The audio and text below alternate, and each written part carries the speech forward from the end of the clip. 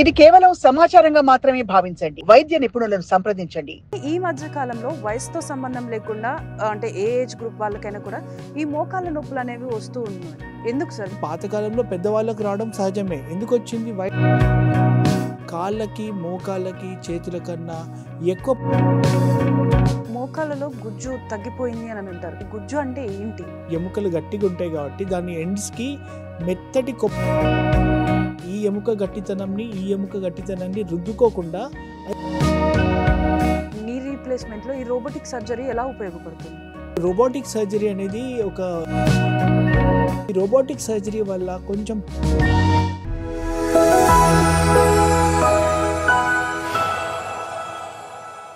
Hi hello welcome to Sakshi life. This is Sravani. సాధారణంగా మనలో చాలా మందికి మోకాళ్ళ నొప్పులు అనేవి వస్తూ ఉంటాయి. ఈ మధ్య కాలంలో చూసుకున్నట్టయితే సాధారణంగా వయసుతో సంబంధం లేకుండా మోకాళ్ళ కాళ్ళ నొప్పులు అనేవి వస్తూ ఉన్నాయి. అసలు ఈ కాళ్ళ నొప్పులు, మోకాళ్ళ నొప్పులు ఎందుకు వస్తూ ఉంటాయి?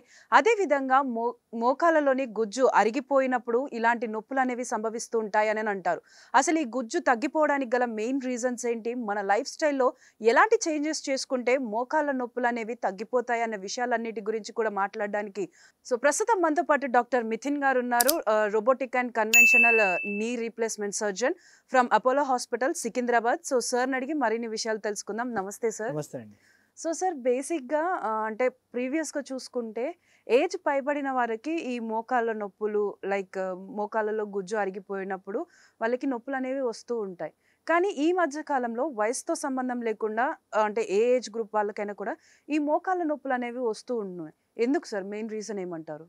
మెయిన్ రీజన్ అండి, first and foremost life style very very important. మనకు అర్థం కావాల్సింది ఏంటంటే ఏ జాయింట్ అన్నా దేవుడు చేసింది కొంచెం దాన్ని మైల్డ్గా యూజ్ చేయడానికి, మైల్డ్ టు మోడరేట్ యూజ్ అనేది చాలా ఇంపార్టెంట్. ఎందుకంటే ప్రతి జాయింట్కి గాడ్ ఏం చేసిండంటే దాని లోపల ఆయిల్ పెంచి ఒక కండ కూడా ఇచ్చిండు జాయింట్లు లూబ్రికేషన్ ఉండేలాగా. ఆ లూబ్రికేషన్ ఎప్పుడవుతుంది? కొంచెం మూమెంట్ అయినప్పుడు. ఇప్పుడు మూమెంట్ చేస్తున్న కొద్దీ ఆ ఆయిల్ మసిల్ ప్రెస్ అవ్వడము, అవసరం రావడము, ఆయిల్ ప్రొడ్యూస్ అవ్వడం, లూబ్రికేట్ అవ్వడం, జాయింట్ హెల్త్ మెయింటైన్ అవ్వడం అనేది చాలా నార్మల్గా అయ్యే బయాలజికల్ ప్రాసెస్ అది. ఈ మధ్యకాలం లైఫ్ స్టైల్ మీరు చూడండి, ఎస్పెషలీ యంగ్స్టర్స్. మీరు అన్నట్టు పాతకాలంలో పెద్దవాళ్ళకు రావడం సహజమే. ఎందుకు వచ్చింది? వయసు వల్ల. బట్ యంగ్స్టర్స్కి వయసుకి లింక్ ఏం లేదు. వాళ్ళకి ఎందుకు వస్తుంది అంటే most important is life style. ఏం లైఫ్ స్టైల్? కాళ్ళకి, మోకాళ్ళకి, చేతుల కన్నా ఎక్కువ పని చేయకుండా, పని పెట్టకుండా ఒకటే పాస్చర్ని మెయింటైన్ చేయడం. ఈ posture maintenance is the worst possible life style change that has happen to our generation in that sense. ఇప్పుడు మీరు చూడండి, ఎవల్యూషన్ పరంగా చూడండి, మనం అందరం రైతుల్లాగా ఉండాలి. యాక్చువల్లీ ఎవల్యూషన్ ఎలా చూసింది? మన చేతులు, కాళ్ళు, ఎవ్రీథింగ్ రైతుల్లాగా ఉండాలి మనం ఎన్నో సెంచరీస్ నుంచి. కానీ మనం ఏం చేస్తున్నాం? కూర్చొని పని చేస్తున్నాం. కూర్చొని పని చేస్తే ఆటోమేటిక్గా నడవాల్సిన ఏదైతే ఆ రిక్వైర్మెంట్ ఉన్న ఆ ఎవల్యూషనరీ ప్రాసెస్ మోకాల మీద, అరికాల మీద తెలుస్తలేదు. దాంతో ఏమవుతుందనంటే ఆ ఆయిల్ ప్రొడక్షన్ కూడా తగ్గుతుంది అండ్ మోకాలకి అలవాటు తగ్గుతుంది. ఇప్పుడు మెయిన్ థింగ్, ఏదైనా అలవాటు ఉన్న పని మనం చేస్తే ఎన్ని సంవత్సరాలన్నా ఈజీగా చేయొచ్చు. అలవాటు లేని పని సడన్గా చేయమంటే కష్టం. అందుకని అలవాటు చేసుకోవడం చాలా important. Mild to moderation work అన్నా, మైల్డ్ టు మోడరేషన్ బ్రేక్ అన్నా చాలా ఇంపార్టెంట్. నేను ఎప్పుడు చెప్తా, ఎస్పెషలీ సాఫ్ట్వేర్ ఇంజనీర్స్ అన్నా, జర్నలిస్ట్ అన్నా, యాంకర్స్ అన్నా, డాక్టర్స్ అన్నా ఎక్కువసేపు కూర్చోవడం కంటే 30:3 రూల్ వాడడం చాలా ఇంపార్టెంట్. 30:3 రూల్ అంటే 30 నిమిషాలు మీరు కూర్చున్నారంటే 3 నిమిషాలు నడవాల్సిందే. అది ఏ పనైనా సరే 30 నిమిషాల తర్వాత బ్రేక్ తీసుకోండి, 3 మినిట్స్ నడవండి, మళ్ళీ కూర్చోండి. దీంతో ఏమవుతుందంటే ఆటోమేటిక్గా మోకాలు కన్నా వేరే జాయింట్స్ కన్నా రావాల్సిన ఆయిల్ ప్రొడక్షన్ బెటర్గా వచ్చి కొంచెం లూబ్రికేషన్ మేనేజ్ అయ్యి డెఫినెట్గా స్టిఫ్నెస్, నొప్పులు అంటే ఏంటి? స్టిఫ్నెస్, ఆ స్టిఫ్నెస్ తగ్గుతుంది. అన్కస్టమ్డ్గా వర్క్ చేయడం వల్ల, అలవాటు లేని వర్క్ చేయడం వల్ల నొప్పులు వస్తాయి, లేకపోతే అసలు వర్క్ చేయకపోవడం వల్ల కూడా నొప్పులు వస్తాయి. These are the two extremes.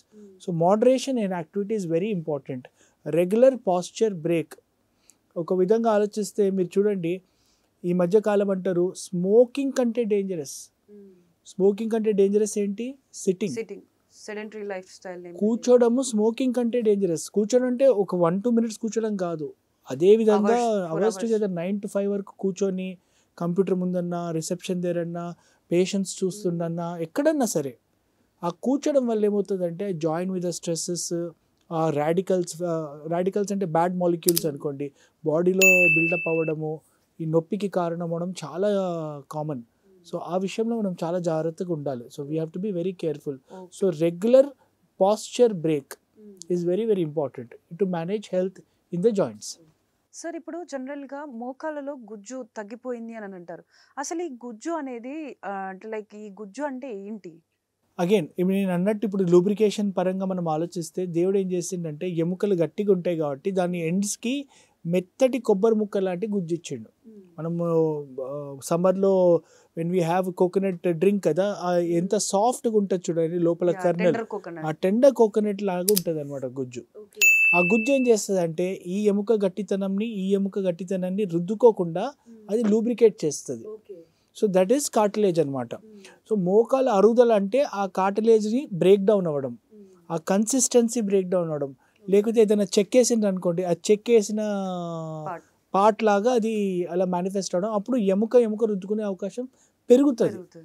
అలాంటి వాళ్ళకి కార్టిలేజ్ బ్రేక్ డౌన్ అంటాం. సో కార్టిలేజ్ అంటే తెలుగులో మృదులాస్పిడి.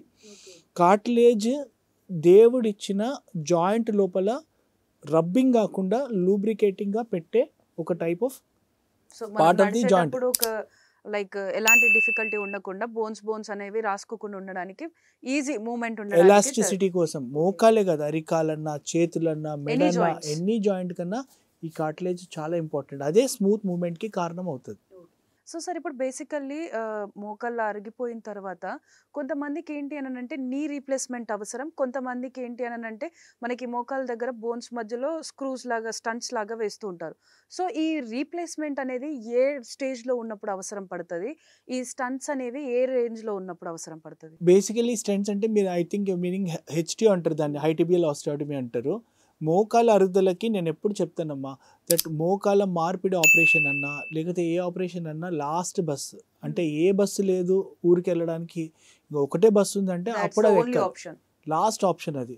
మోకాల అరుగుదలను మేనేజ్ చేయడానికి చాలా మటుకు మందులు, అంటే నొప్పి తగ్గించడానికి మందులు, కార్టిలేజ్ డీజనరేట్ కాకుండా ఉండాల్సిన మందులు, లూబ్రికేషన్ పెంచడానికి మందులు, జాగ్రత్తలు, కింద కూర్చోకపోవడము, మెట్లు ఎక్కి దిగకపోవడము, యాజ్ మచ్ యాజ్ పాసిబుల్ బరువు నియంత్రణలో పెట్టుకోవడము, ఇవన్నీ జాగ్రత్తలు ఫస్ట్ స్టేజ్ అనమాట. మెల్లమెల్లగా ఫిజియోథెరపీ యాడ్ చేసుకోవచ్చు. ఐఎఫ్టీ అన్న, అల్ట్రాసౌండ్ అన్న, ఎక్సర్సైజ్ అన్న, మోకాళ్ళకి strengthening exercises, quadriceps strengthening exercise ఉంటాయి. అవి చేసుకోవడం వల్ల కూడా మోకాళ్ళ అరుగుదలని మనం చాలా మటుకు మేనేజ్ చేయొచ్చు.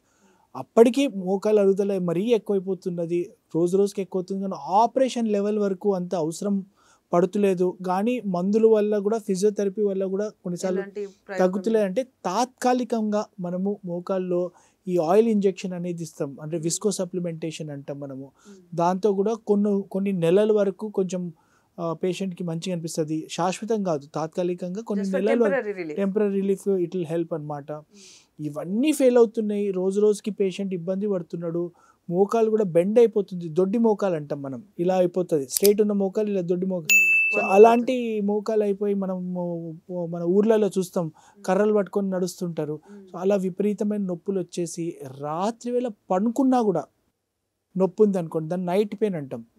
సాధారణంగా మనం నడుస్తుంటే నొప్పి ఉండడం తప్పు కాదు, కాకపోతే రాత్రి వేళ మనం ఏం ప్రెషర్ పెట్టకుండా బెడ్ మీద పడుకున్నప్పుడు నడవలేని స్థితిలో ఉన్నప్పుడు కూడా వస్తుందంటే ఆ కార్టిలేజ్ మొత్తం అరిగిపోయి ఎముక బాగా రుద్దుకుంటుంది అని అర్థం. అలాంటి నైట్ పెయిన్ ఉన్న వాళ్ళకి మోకాళ్ళ మార్పిడి ఆపరేషన్ అనేది మనం సజెస్ట్ చేస్తాం. సో ఎన్నో బస్సులు దాటిన తర్వాత ఏ బస్సు లేదంటే అప్పుడు ఎక్కాల్సిన ట్రీట్మెంట్ మోకాళ్ళ మార్పిడి. సో సార్ ఇప్పుడు మనం చూసుకుంటే మనకి ఇప్పుడు అంటే మెడికల్ ఫీల్డ్లో కూడా చాలా టైప్ ఆఫ్ రోబోటిక్ సర్జరీస్ అనేది చూస్తున్నాం. సో ఈ రోబోటిక్ సర్జరీ అంటే నీ రీప్లేస్మెంట్లో ఈ రోబోటిక్ సర్జరీ ఎలా ఉపయోగపడుతుంది? ఇప్పుడు రోబోటిక్ సర్జరీ అనేది ఒక రెవల్యూషనరీ టైప్ ఆఫ్ కాన్సెప్ట్ అమ్మా. ఇప్పుడు 22 yearsగా నేను ఈ మోకాళ్ళ మార్పిడిలు ఇవన్నీ చేస్తున్నాను. మా పేషెంట్స్ కూడా 18 years 20 years ఫాలోఅప్స్లో వస్తున్నారు. అంటే రెగ్యులర్గా మనం ఆపరేషన్ చేసి బాగా సక్సెస్ అయ్యి 18 సంవత్సరాలైనా 15 సంవత్సరాలైనా 20 సంవత్సరాలైనా హ్యాపీగా ఉన్న పేషెంట్స్ చాలామంది, వందలు కాదు వేలాది మంది ఉన్నారు. And all over the world ఉన్నారు. నాకే కాదు అందరికీ చాలా మటుకు గుడ్ ఫాలోఅప్స్ ఉన్నాయి. కాకపోతే ఏదన్నా టెక్నాలజీ పరంగా over a period of time ఇంకా ఇంప్రూవ్మెంట్ అయ్యే అవకాశం ఉందా అనే ఆ యొక్క ఆలోచనతోటి ఒక ఇన్వెన్షన్ అనేది robotic knee replacement. Robotic knee replacement రెగ్యులర్గా we are doing in Apollo Secunderabad నేను చేస్తున్నాను. నా అభిప్రాయం ఏంటంటే కన్వెన్షనల్ నీ రీప్లేస్మెంట్ ఎవరైతే డాక్టర్ గారు చేస్తున్నారో, బయట ఎవరైతే రెగ్యులర్ నాన్ రోబోటిక్ సర్జరీ చేస్తున్నారో వాళ్ళు కూడా కరెక్ట్గానే చేస్తున్నారు. ఎందుకంటే we have been seeing patients for 15-20 years coming back and doing well. ఈ రోబోటిక్ సర్జరీ వల్ల కొంచెం ప్రిసిషన్ కట్స్ అంటే బోన్ని కొంచెం ఇంకా ప్రిసైజ్గా కట్ చేయడము, సాఫ్ట్ టిష్యూ బ్యాలెన్స్ అంటాం, అంటే కండలన్నీ రిలీజ్ చేసేసి బ్యాలెన్స్ చేయడం అనేది తగ్గించడము, అండ్ పేషెంట్కి కొంచెము నొప్పి తక్కువ ఉండేలాగా ప్రయత్నంతో చేయాల్సిన రెవల్యూషన్ అది. పేషెంట్స్లలో definitely I'm seeing some amount of post operative help that is there after robotic knee replacement. Long term results ఇంకా చూడాలి మనం, ఎందుకంటే రోబోటిక్స్ వచ్చిందే few years back, 3 to 4 years or 5 years max మన ఇండియాలో అండ్ హైదరాబాద్లో. So over a period of 20 years ఇది ఎలా డెవలప్ అవుతుంది అని చూడాలనేది చాలా చాలా ఇంపార్టెంట్. కన్వెన్షనల్గా చూస్తే మనకు ఆల్రెడీ ఎస్టాబ్లిష్డ్ డేటా ఉన్నది. 20-30 years patients are doing very well. రెగ్యులర్గా మోకాల మార్పిడి ఒక సీనియర్ సర్జన్ అన్న రెగ్యులర్ సర్జన్ దగ్గర ఎవరైతే చేయించుకున్నా కూడా దానికి ప్రిన్సిపల్స్ ఉంటాయి. ఆ ప్రిన్సిపల్స్ ప్రకారంగా చేస్తే ఏం దోకా లేకుండా పేషెంట్స్ హాయిగా హ్యాపీగా ఉన్నారు. రోబోటిక్ ఎలా హెల్ప్ చేస్తుందంటే మేబీ ఇంకా కొన్ని ఇయర్స్ యాడ్ చేయొచ్చు, we don't no. As of now ఇది కొత్త టెక్నాలజీ కాబట్టి ఆ టెక్నాలజీ పేషెంట్స్ మనం వాడుతున్నాము. అది డెఫినెట్గా కొంచెం మనకు పోస్ట్ ఆపరేటివ్గా నాకు కూడా కొంచెం డిఫరెన్స్ తెలుస్తుంది.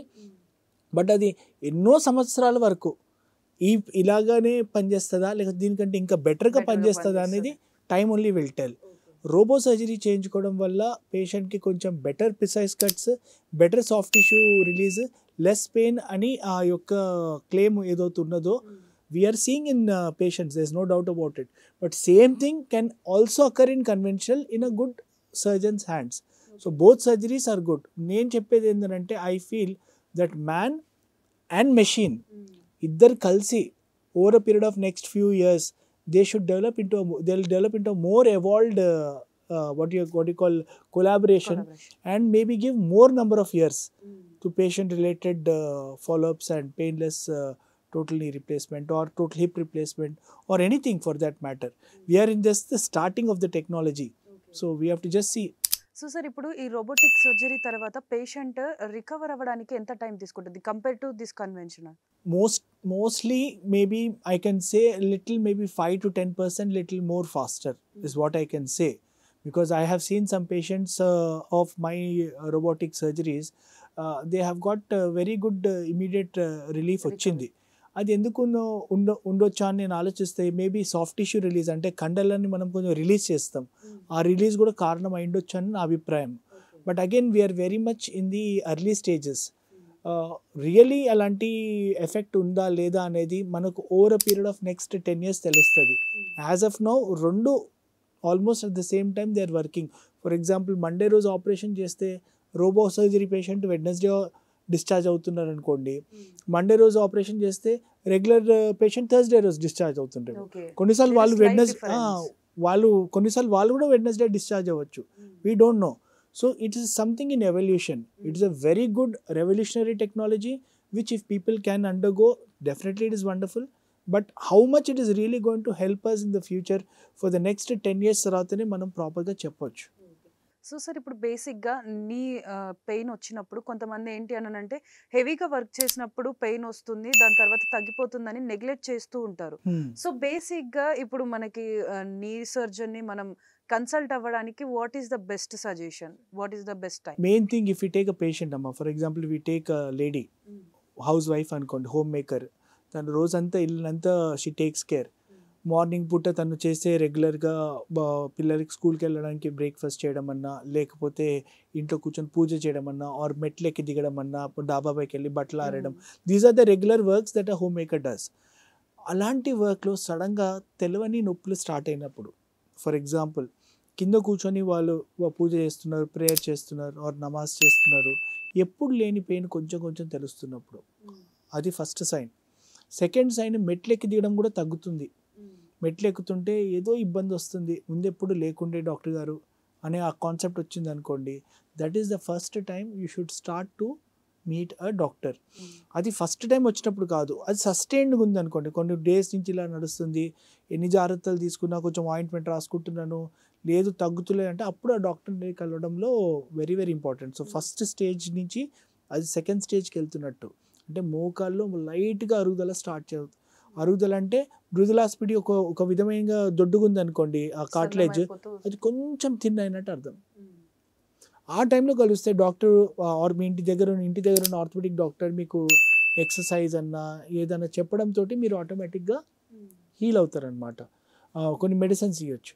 ఒకవేళ అక్కడ నెగ్లెక్ట్ చేసిండ్రు అనుకోండి, 3 months 6 months 1 year నెగ్లెక్ట్ చేసిండ్రు అనుకోండి, ఈజీగా మేనేజ్ అవ్వాల్సినది ఫాస్ట్గా అరుగుదలకి it will pave the way అనమాట. సో దట్ కింద కూర్చోవడం చాలా కష్టమైపోతుంది, మెట్లెక్కి తీయడం చాలా కష్టమైపోతుంది, బేసిక్ వర్క్స్ చేసుకోవాలన్నా కూడా కష్టం అవుతుంది. So you have to be very careful. Early sign చూడంగానే ఒకసారి బెటర్గా డాక్టర్ని కన్సల్ట్ కలిసి చూపించుకోవడం బెటర్. సో సార్, ఇప్పుడు ఈ నీ ట్రీట్మెంట్లో పిహెచ్పి ట్రీట్మెంట్ అనేది ఎంతవరకు ఉపయోగకరంగా ఉంటుంది? ఐ మీన్ పిఆర్పి అనుకుంటా. Sorry, PRP treatment. నేను మోకాల్లో ఇంజెక్షన్స్ 2006 నుంచి ఇస్తున్నాను. Probably there are 2 types of injections. One injection is visco supplementation అంటాం, అంటే ఆయిల్ అన్నమాట మోకాల్లో. ఆ ఆయిల్ ఏంటంటే దేవుడిచ్చిన ఆయిల్ ఏదైతే కండ నుంచి ఆయిల్ ప్రొడ్యూస్ అవుతుందో ఆ ఆయిల్ చిక్కగా ఉంటుంది.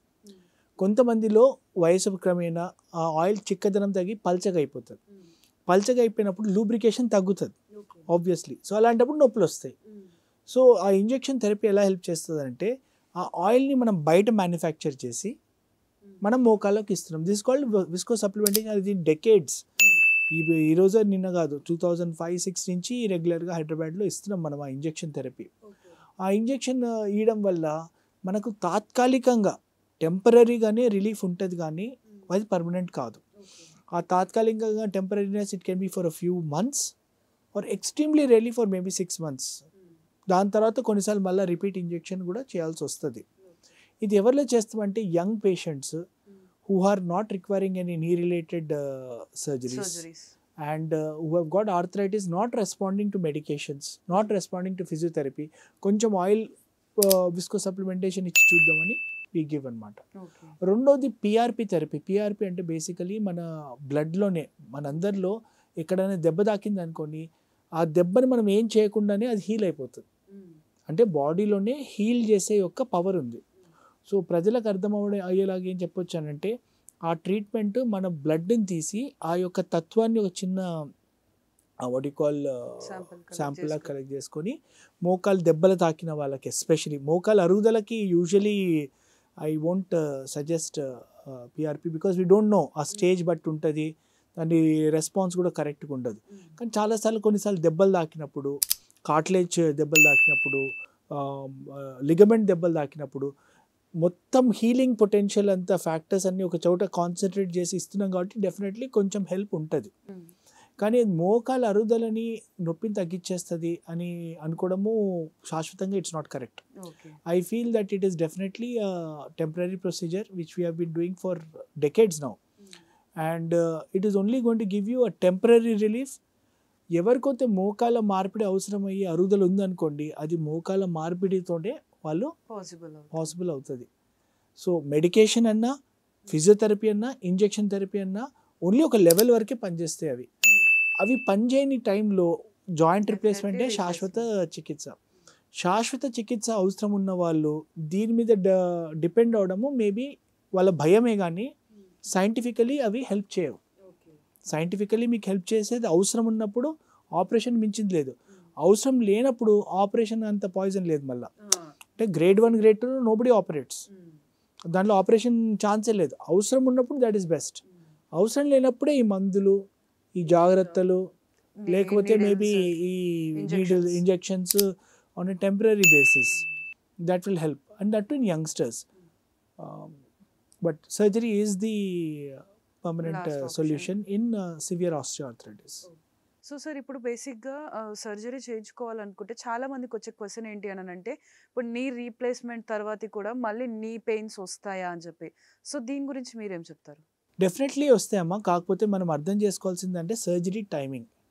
సర్జరీ అంటే ఏంటి? ఆపరేషన్ చేసి మనం కండను కట్ చేసి ఎముకని చెక్ చేసి ఫారిన్ ఇంప్లాంట్ పెట్టి మళ్ళీ మోకాల్ని క్లోజ్ చేస్తాం. So it is a operation process which involves significant cut and all that. So అందుకని చాలా ఇంపార్టెంట్గా నేను ఏం చెప్తున్నాను పేషెంట్స్కి, మీకు ఎంత ఇబ్బంది ఉందో అది చాలా ఇంపార్టెంట్ ఆపరేషన్ ముందు. ఫర్ ఎగ్జాంపుల్ 1% అంటే ఏం ఇబ్బంది లేదు, 100% విపరీతమైన ఇబ్బంది ఉంది అనుకోండి. అలాంటి ఒక పేషెంట్ 35% ప్రాబ్లంతో నా దగ్గరికి వచ్చిండ్రు అనుకోండి, నేను మోకాలు ఆపరేషన్ చేస్తే ఫర్ ఎగ్జాంపుల్ 36% అయింది అనుకోండి, అంటే 1% పెరిగినట్టు, ఆపరేషన్ ఫెయిల్ అయినట్టు. అంటే మోకాలు ఆపరేషన్ నొప్పులతో వచ్చినండి, ఆ డాక్టర్ గారు ఆపరేషన్ చేసిండ్రు, నొప్పి ఇంకా ఎక్కువ.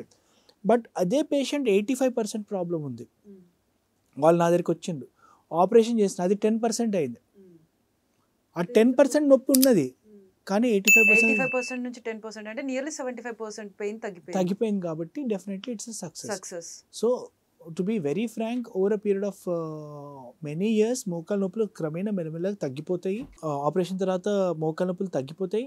అండ్ ఏ స్టేజ్కి చేస్తున్నాం, ఎలాంటి వాళ్ళకి చేస్తున్నాం, ఎంత అవసరం ఉంది అలాంటి వాళ్ళకి, వాళ్ళలో ఈ లైట్ పెయిన్ ఉన్నా కూడా దే వోంట్ మైండ్. అస్సలు అవసరం లేని వాళ్ళకి ఆపరేషన్ అయింది అనుకోండి, obviously they will have knee pain. So sir, ఇప్పుడు ఈ నీ పెయిన్స్ ఉంటాయి కదా, సో బేసిక్గా చాలా వరకు అనుకుంటారు కదా, మనకి ఇంట్లో ఏమైనా రెమెడీస్ ఉంటే మనం దాన్ని యూజ్ చేసి నీ పెయిన్స్ అనేవి తగ్గించుకుంటే బాగుండు అని. సో బేసిక్గా ఏమైనా హోమ్ రెమెడీస్ ఉన్నాయా సార్? హోమ్ రెమెడీస్ అంటే more importantly first is weight reduction. దానికి మించిన హోమ్ రెమెడీ లేదు. బరువు ఉన్న వాళ్ళు, వెయిట్ ఒబేసిటీ ఉన్న వాళ్ళు వెయిట్ రిడక్షన్ చాలా ఇంపార్టెంట్. రెండోది ఏంటంటే, నేను ఎప్పుడు చెప్తా, నాకన్నా లేకపోతే ఏ డాక్టర్ కన్నా పెద్ద డాక్టర్ ప్రతి మనిషి ఇంట్లోనే ఉంటారు. ఎవరు ఆ డాక్టరు? వాళ్ళ ఓన్ బాడీని మించిన డాక్టర్ లేరు. మోకాళ్ళ నొప్పులు అవాయిడ్ ఎలా చేయాలి? హోమ్ రెమెడీ అనుకోండి. మనం ఏదైనా పని చేస్తున్నాం, మనం ఏదో పాస్చర్లో ఉన్నాం, బాడీజే చెప్తుంది నాకు నొస్తుందని. So don't do that. అదే ట్రిగర్. ఫర్ ఎగ్జాంపుల్, మోకాళ్ళ నొప్పులు ఉండి కింద కూర్చుంటా అంటే ఇట్స్ నాట్ కరెక్ట్. సో కింద కూర్చోకపోవడం హోమ్ రెమెడీ. డాబా ఎక్కకండి, అది home remedy. Second thing weight reduction obviously. Third thing, కొన్ని ఫుడ్ స్టఫ్స్ వల్ల, అంటే నేను ఈ ఫుడ్ స్టఫ్ అని చెప్పలేను, బట్ కొన్నిసార్లు కొన్ని ఫుడ్ స్టఫ్స్ వల్ల ఇన్ఫ్లమేషన్ పెరుగుతుంది బాడీలో. అది ఆ పర్టికులర్ పర్సన్కి అని ఉంటుంది. వాళ్ళు నోటీస్ చేసుకొని ఆటోమేటిక్గా వాళ్ళు కంట్రోల్ చేసుకుంటే డెఫినెట్గా అది హీల్ అవుతుంది. Fourth thing is some exercises. ఆ ఎక్సర్సైజెస్ మీరు ఇంటి దగ్గర ఎవరైనా ఆర్థోపెడిషియన్ అన్నా లేకపోతే కొన్ని ఫిజియోథెరపిస్ట్ అన్న కలిస్తే వాళ్ళు చెప్తారు, ఈ ఎక్సర్సైజ్ చేస్తే మోకాల్లో కొంచెం గట్టిగా గుజ్జు పెరుగుతుంది అండి, ఆర్ గుజ్జు మేనేజ్ అవుతుంది, పెయిన్స్ కూడా తగ్గుతాయి అని ఆ ఎక్సర్సైజ్ చేసుకోవడం.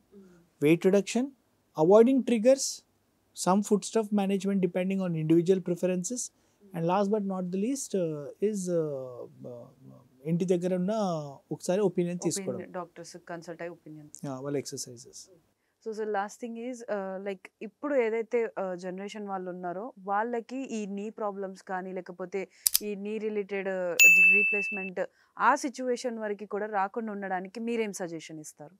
మెయిన్ థింగ్ నేను చెప్పేది ఈ యంగ్ జనరేషన్కి, which I'm very much amazed at there energy and all that is, me energy మీరు కరెక్ట్గా వాడాలంటే రెగ్యులర్ పాస్చర్ బ్రేక్ చాలా ఇంపార్టెంట్. 30 minutes కంటే ఎక్కువ ఒక పాస్చర్ మెయింటైన్ చేసుకోకండి. గుర్తుపెట్టుకోండి, మూవ్మెంట్ ఇస్ లైఫ్. కదలికలోనే జీవితం ఉంది. కదలాలి, మూవ్ చేయాలి. The more you move, the healthier you'll be, the more elastic your body is, the more healthy you are. అది first thing. Second thing, obviously stay away from any substances which can cause these problems like smoking anna, alcohol anna. These are all not good stuffs.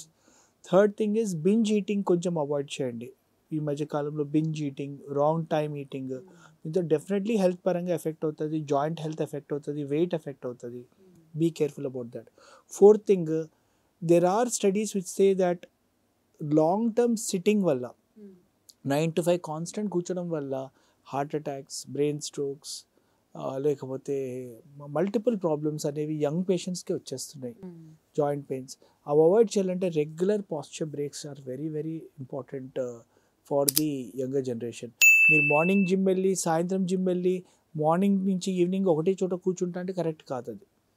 మీరు morning gym వెళ్ళకపోయినా పర్వాలేదు, evening gym వెళ్ళకపోయినా పర్వాలేదు, కానీ ఆ 9 hours of your work regular breaks తీసుకోండి. నేను in fact I say at least 12 breaks.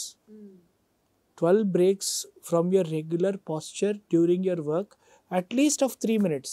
అంటే exactly ఒక half an hour of your time in the office is very very important to manage your health. Walking is very good. Regularగా 8 to 10,000 steps చేయండి. Don't get obese. Very very important. So use and channelize your energy in a level that it helps you. అది buildup అయ్యి మీరు వాడకపోతే joint pains ఇవన్నీ చాలా ఎక్కువ issues అవుతాయి. So you have to be very careful about that aspect. Thank you so much. Thank you అండి. So చూస్తున్నాం కదా, మనకి నీ ప్రాబ్లమ్స్ అనేవి ఏ రకంగా వస్తాయి, మన లైఫ్ని మనం ఏ విధంగా లీడ్ చేస్తే వస్తాయి అనేది కూడా చూసాం కదా. సో నీ పెయిన్స్ వచ్చినప్పుడు కూడా మనం దగ్గరలో ఉన్నటువంటి ఆర్థోపెడిక్ డాక్టర్ని కన్సల్ట్ అయ్యి ఆ పెయిన్ సివియర్గా ఉంటే మనం సర్జన్స్ని కూడా కలిసి ఏ విధమైనటువంటి ట్రీట్మెంట్ తీసుకుంటే ఈ నీ పెయిన్స్ అనేవి తగ్గుతాయి అన్న విషయాలన్నిటి గురించి కూడా చెప్పారు కదా. సో ఇలాంటి సిమ్టమ్స్ తోటి ఎవరైనా బాధపడుతూ ఉంటే వెంటనే ఆర్థోపెడిక్ సర్జన్ దగ్గరికైనా లేకపోతే మీ నియరెస్ట్ డాక్టర్ అయినా కన్సల్ట్ అయ్యి మీ నీ హెల్త్ ఒకసారి చెక్ చేసుకోండి.